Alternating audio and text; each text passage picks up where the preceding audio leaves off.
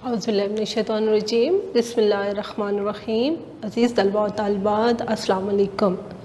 आज हमारे पास online session में इस्लामियात का लेक्चर नंबर 22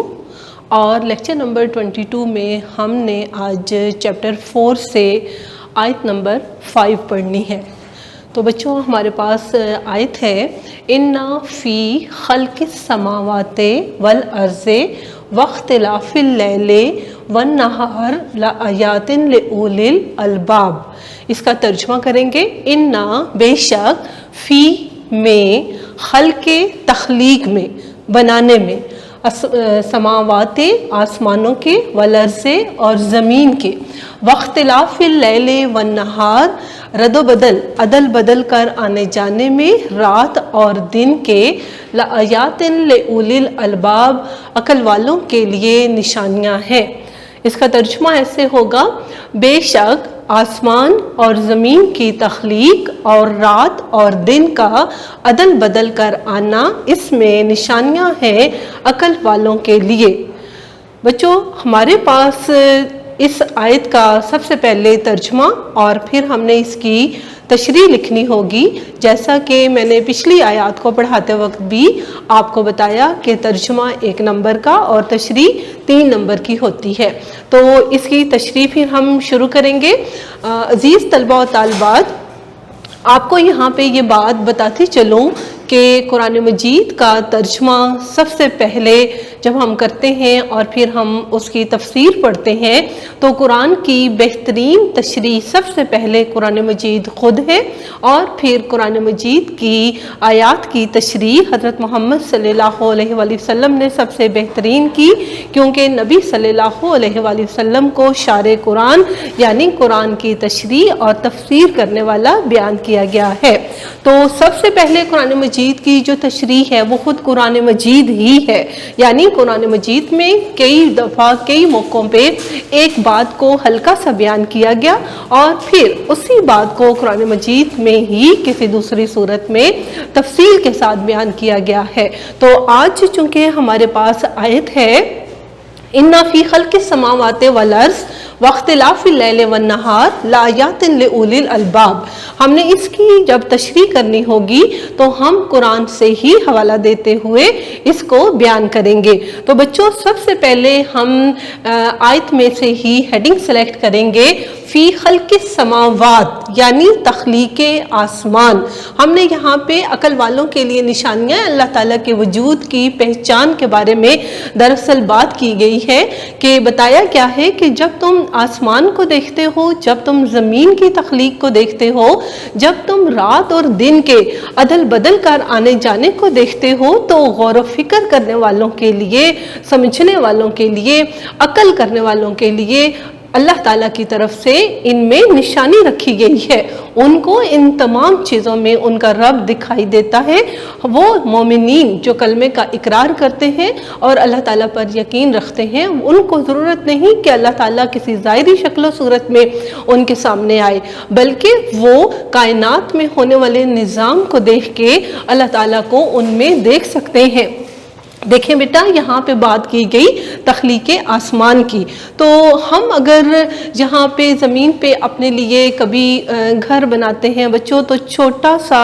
एक कमरा जिसकी हम छत डालते हैं उसको भी, उस छत के लिए भी हमें 4 दीवारों का सहारा लेना पड़ता है, या फिर हम पिलर्स का सहारा लेते हुए एक बड़ी छत बनाते हैं। तो कहा जाता है और कुरान में भी ये चीज़ बयान की गई कि ज़रा तख्लीक़े आसमान को तो देखो, अल्लाह ताला ने इतनी बड़ी छत बना दी लेकिन अल्लाह ताला को वहाँ पे किसी पिलर की, किसी दीवार का सहारा लेने की ज़रूरत नहीं पड़ी। तो ये आसमान की तख्लीक इंसान के लिए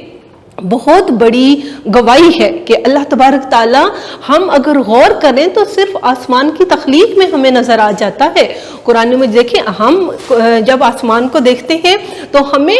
नज़र आता है कि आसमान बग़ैर किसी दीवार के सहारे के खड़ा है। जब हम आसमान को देखते हैं तो हमें उसमें कोई शगाफ नज़र नहीं आता, कोई खामी नज़र नहीं आती। क्यों नहीं नज़र आती? क्योंकि वो अल्लाह ताला की तख्लीक है और अल्लाह ताला की तख्लीक में कोई नुक्स नहीं है। कुरान मजीद इस बात की गवाही खुद देता है। अल्लाह तबारक ताला फरमाते हैं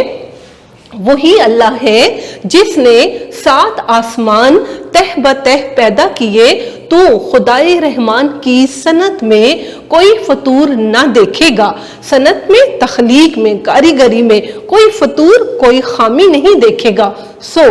تم پھر نگاہ ڈال کر دیکھ لے۔ اللہ تعالیٰ فرماتے ہیں تم دوبارہ دیکھ لو، دوبارہ غور کر لو، تجھ کو کہیں کوئی خلل نظر آتا ہے؟ فرماتے ہیں پھر بار بار نگاہ ڈال کر دیکھ، لوٹ آئے گی تیرے پاس تیری نگاہ رد ہو کر، تھک کر۔ یعنی اے انسان، اگر اللہ تعالیٰ کے بارے میں تمہیں کوئی شک ہے تو صرف ایک اللہ کی تخلیق کیے ہوئے آسمان کو دیکھو، بار بار دیکھو، تمہاری نگاہ رد ہو کر، تھک کر لوٹ آئے گی۔ لیکن اللہ تعالیٰ کی تخلیق میں تم کوئی بھی نقص تلاش نہیں کر سکو گے۔ تو آسمان کی تخلیق میں اور زمین کی تخلیق میں کہا گیا کہ عقل والوں کے لیے نشانیاں ہیں۔ زمین کو بچوں اگر ہم دیکھتے ہیں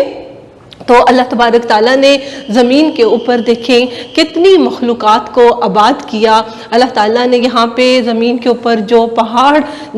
جمود کیے ہوئے ہیں، جن پہاڑوں کو قائم رہنے کا حکم دے دیا گیا ہے، جو سمندر اپنی ایک وسعت رکھتے ہیں زمین کے اوپر، اور زمین کے اندر بسنے والی جو مخلوقات ہیں، ہم ان سب کو بھی جب دیکھتے ہیں اور اس زمین کی تخلیق کو دیکھتے ہیں تو ہمیں اس میں بھی ہمارا رب دکھائی دیتا ہے۔ ہمیں ایک چھوٹے سے پھول کی بناوٹ، ایک چھوٹے سے پھول کی خوشبو اور ایک چھوٹے سے پھول کی رنگت میں بھی ہمارا رب دکھائی دیتا ہے۔ تو کیونکہ اللہ تعالیٰ کو دیکھنے کے لیے ظاہری آنکھ کی نہیں بچوں، اللہ تعالیٰ کو دیکھنے کے لیے ایمان اور یقین کی ضرورت ہے۔ اور جب ہمارا ایمان ہے، جب ہمارا یقین ہے کہ اللہ تبارک تعالیٰ موجود ہے، تو پھر آپ کو آپ کا اللہ اڑتے ہوئے بادلوں میں بھی دکھائی دیتا ہے، پھر ہمیں ہمارا اللہ برستی ہوئی بارش میں بھی دکھائی دیتا ہے، پھر ہمیں ہمارا اللہ آسمان اور زمین کی تخلیق میں بھی دکھائی دیتا ہے۔ اور بچوں قرآن مجید میں ایک اور موقع پہ اللہ تبارک تعالیٰ فرماتے ہیں کیا اللہ میں شک ہے جس نے آسمان اور زمین کو بنایا؟ یہاں پہ اللہ تبارک تعالیٰ سوالیہ انداز میں بات کر رہے ہیں کیا اللہ تعالیٰ میں شک ہے جس نے آسمان اور زمین کو پیدا کیا؟ بچوں ہم آسمان کی وسعت کو دیکھیں یا ہم زمین کو دیکھیں، زمین میں بسنے والی ہم اللہ تعالیٰ کی مخلوقات کو دیکھیں، اللہ کی تخلیق کی گئی چیزوں کو دیکھیں، تو ہمارے اللہ، ہمارا پروردگار ہمیں ہر ایک چیز میں دکھائی دیتا ہے۔ اور پھر دیکھیں دوسری جو بات کی گئی ہے وہ تخلیق زمین ہے۔ ہم نے ان تمام پوائنٹس کو 1 بائی 1 بیان کرنا ہوگا۔ پہلے ہم نے تخلیق آسمان کی بات کی، اور پھر دیکھیں یہاں پہ والارض اور تخلیق زمین۔ وَفِي الْأَرْضِ لَآيَاتٍ لِلْمُوقِنِينَ فرماتے ہیں اور زمین میں بہت سی نشانیاں ہیں یقین کرنے والوں کے لیے۔ اس کو شاعر نے بڑے پیارے انداز میں بھی بیان کیا ہے، بنائے اپنی حکمت سے زمین و آسمان تو نے، دکھائی اپنی قدرت کے کیا کیا نشان تو نے۔ اب ہم جب زمین کو بچوں توجہ سے ہم دیکھتے ہیں، زمین پہ تخلیق کی گئی چیزوں کو دیکھتے ہیں، کبھی آپ سیر و تفریح کے لیے اپنے گھر سے نکلتے ہیں، ہم خوبصورت پارک کو دیکھتے ہیں، ہم جنگلات کو دیکھتے ہیں، فَبِأَيِّ آلَاءِ رَبِّكُمَا تُكَذِّبَانِ، تو ہماری زبان سے خود بخود نکلتا ہے کہ ہم خود یہ بات کہتے ہیں کہ ہم اللہ کی کس کس نعمت کو جھٹلائیں گے۔ اللہ تبارک تعالیٰ کا اتنا کرم ہے، اللہ تبارک تعالیٰ کی اتنی رحمتیں ہیں، اللہ تعالیٰ کی تخلیق کی ہوئی اتنی خوبصورت کائنات ہے، اس میں ایک ایک چیز۔ کبھی آپ کسی پارک میں بیٹھے ہوں تو وہاں پہ آپ کے ارد گرد چاروں طرف بچوں جو آپ کو پودے نظر آتے ہیں، جو پھول نظر آتے ہیں، کبھی غور کیجئے آپ کو ان میں بھی آپ کا اللہ دکھائی دے گا۔ کیسے کہ کبھی ہم درخت کا ایک بہت موٹا سا تنا دیکھتے ہیں جس کو اگر ہم ہاتھ مارتے ہیں تو اتنا سخت ہے کہ ہمارا اپنا ہاتھ بھی زخمی ہو جائے گا، لیکن ہم غور کرتے ہیں تو اسی مضبوط تنے میں سے بہت نرم و نازک کونپل نکلتی ہوئی ہمیں نظر آتی ہے جو کہ سبز رنگ رکھتی ہے، جو بہت نازک ہے، لیکن یہ دیکھیں یہ اللہ کی قدرت ہے کہ وہ واقعی ہی مدہ زمین کو آباد کرتا ہے اور اللہ تعالیٰ اس میں جان ڈال دیتا ہے۔ تو اللہ آپ کو آسمانوں کی تخلیق اور زمین کی تخلیق میں نظر آتا ہے۔ واختلاف اللیل والنہار، پھر بات کی گئی ہے دن اور رات کے عدل بدل کر آنے جانے میں۔ جس طرح ہمیں آسمان کی تخلیق میں ہم اگر دیکھنا چاہیں محسوس کرنا چاہیں آسمان کی وسعت میں، آسمان کی تخلیق میں، سات آسمان کے تہ بتہ پیدا کرنے میں، زمین کی گہرائی میں اور سمندر کی وسعت میں، اس کے اندر اللہ تعالیٰ نے جو انسان کے فائدے کے لیے سامان پیدا کیے ان کو ہم دیکھتے ہیں، یا پھر ہم رات اور پھر رات کے بعد دن کا آنا، دن کے بعد دوبارہ سے رات کا ہو جانا، اور یہ اسی طریقے سے اللہ تعالیٰ کے حکم سے اس نظام کا چلنا، اس میں بھی عقل والوں کے لیے نشانی ہے کہ کوئی موجود ہے جو اس نظام کو چلا رہا ہے۔ یہ خود بے خود نہیں چل رہا، بلکہ اس نظم و ضبط سے چلتے ہوئے نظام میں کے پیچھے کوئی بہت بڑی ذات ہے۔ اللہ تعالیٰ قرآن مجید میں فرماتے ہیں، نہ آفتاب کی مجال کہ وہ چاند کو جا پکڑے اور نہ رات دن سے پہلے آ سکتی ہے، سب اپنے اپنے مدار میں تیر رہے ہیں یا گردش کر رہے ہیں۔ اب یہاں پہ دیکھیے اسٹوڈنٹس، یہ آیت بڑی خوبصورت بیان کی گئی، نہ آفتاب کی مجال کہ وہ چاند کو جا پکڑے، کہ سورج کی مجال نہیں کہ اللہ کے حکم کی نافرمانی کرتے ہوئے وہ چاند سے جا ٹکرائے، اور پھر نہ رات دن سے پہلے آ سکتی ہے۔ کبھی ایسے ہوا کہ رات ہوئی ہو اور دن ہونا بھول گیا ہو؟ کبھی ایسے ہوا کہ دن ہوا اور پھر رات ہونا بھول گئی ہو؟ تو اللہ تعالیٰ کا یہ نظام ایک ایسا نظام ہے جو پورے نظم و ضبط کے ساتھ اللہ تعالیٰ کے حکم کے مطابق چل رہا ہے۔ آپ کہکشاؤں کے نظام کو دیکھیں، آپ ستاروں کے جو ہے چمکنے کو دیکھتے ہیں، ہم جو ہے سیاروں کے بارے میں بات کرتے ہیں، ہم چاند کے بارے میں بات کرتے ہیں، ہم سورج کے بارے میں بات کرتے ہیں، تو یہ اللہ تبارک تعالیٰ نے ان تمام جو ہے باتوں کے بارے میں فرمایا کہ اے انسان، اگر تم غور کرو تو اس میں بھی تمہیں تمہارا رب دکھائی دے گا۔ اچھا بچوں، قرآن مجید میں ایک اور موقع پہ بھی اللہ تبارک تعالیٰ نے فرمایا کہ اے محمد صلی اللہ علیہ وآلہ وسلم، وہ آپ سے چاند کی مختلف صورتوں کے بارے میں سوال کرتے ہیں، ان سے کہہ دیجئے کہ اس میں اوقات اور حج کی علامات ہے۔ اب یہاں پہ دیکھیں، اللہ تبارک تعالیٰ نے بے انتہا موقعوں پر قرآن مجید میں چاند اور سورج کا تذکرہ بھی کرتے ہوئے اس بات کی بھی وضاحت کی ہے کہ یہ سارے نظام اللہ تعالیٰ کے حکم سے چل رہے ہیں۔ اور دیکھیں بچوں، اس کو حمد میں بھی بڑے پیارے انداز میں بیان کیا گیا ہے، کوئی تو ہے جو نظام ہستی چلا رہا ہے، وہی خدا ہے، وہی خدا ہے، جو دن کو رات اور رات کو دن بنا رہا ہے، وہی خدا ہے، وہی خدا ہے۔ اور آخر میں دیکھیں اسی آیت کو، جو چار چیزیں بچوں اس آیت میں آپ کے لیے بیان کی گئی ہیں نا، خلق سماوات، تخلیق آسمان، والارض، تخلیق زمین، واختلاف اللیل والنہار، دن اور رات کا عدل بدل کر آنا۔ چوتھی بات جو کی ہے وہ یہ ہے، لآیات لأولی الالباب، عقل والوں کے لیے اس میں نشانیاں ہیں۔ تو دیکھیں ہم نے چوتھی ہیڈنگ بنائی، اہل عقل کے لیے نشانیاں ہیں۔ تو اس پوری کائنات کو، اس پوری کائنات کے نظام کو جب ہم دیکھتے ہیں تو اس میں اگر ہم اللہ پر یقین کامل رکھتے ہیں، اگر ہم اللہ پر ایمان لاتے ہیں، اگر ہم توحید کا اقرار کرتے ہیں، توحید فی ذات میں بھی، توحید فی صفات میں بھی، توحید فی عبادت میں بھی، یعنی ہم جب یہ اس بات کو تسلیم کرتے ہیں کہ اللہ وحدہ لا شریک ہے،